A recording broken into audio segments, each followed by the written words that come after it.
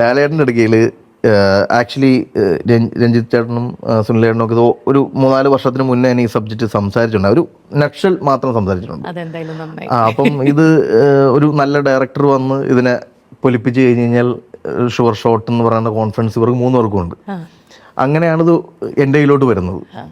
അപ്പം എൻ്റെ കയ്യിലോട്ട് വന്നപ്പോൾ തന്നെ ഇങ്ങനൊരു സബ്ജക്റ്റ് ഉണ്ട്, തരുൺ ചെയ്യാൻ റെഡിയാണോ എന്നുള്ളതാണ് രഞ്ജിത്തേട്ടൻ ചോദിക്കുന്നത്. അന്ന് എനിക്ക് ഞാൻ ലാലേട്ടനെ മീറ്റ് ചെയ്തിട്ടുണ്ട്. ഞാൻ ആകെ ലാലേട്ടനെ കണ്ടുള്ളൂ പണ്ട് ലേഡീസ് ആൻഡ് ജെന്റിൽമാൻ എന്ന് പറഞ്ഞൊരു സിനിമയുടെ ഓഡിയോ ലോഞ്ചിന് ബാക്കിൽ പോയി നിന്നിട്ട് ലിഫ്റ്റിൽ കയറിയപ്പം ലാലേട്ടനെയും കൊണ്ട് കുറേ സെക്യൂരിറ്റീസ് കയറി. അതിൻ്റെ ഇടയിൽ ഞാൻ പെട്ടുവിടും. സെക്യൂരിറ്റിയുടെ ഇടയിൽ കൂടിയാണ് ആദ്യം കൂടി ലാലേട്ടനെ ഞാൻ കണ്ടുള്ളൂ.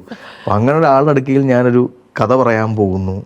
അപ്പം ഒരു ലോങ് 8 to 10 months ഞാനും രഞ്ജിത്തേട്ടനും സുനിലേട്ടനും എൻ്റെ കൂടെയുള്ള അസിസ്റ്റൻസും ഒക്കെ കൂടിയിരുന്ന് ഇങ്ങനെ ഡിസ്കഷനാണ് അപ്പം ലാലേട്ടൻ മലയക്കോട്ടെ വാലിബൻ ചെയ്യുന്നു, ദെൻ എമ്പുരാൻ്റെ ഷോയിൽ പോകുന്നു. അപ്പോൾ ഇതിൻ്റെ ഇടയിൽ നമ്മൾ എപ്പം പോയി പറയും തരണേ എന്ന് പറയുന്ന ഒരു ഡിസ്കഷൻ നടക്കുന്നുണ്ട്.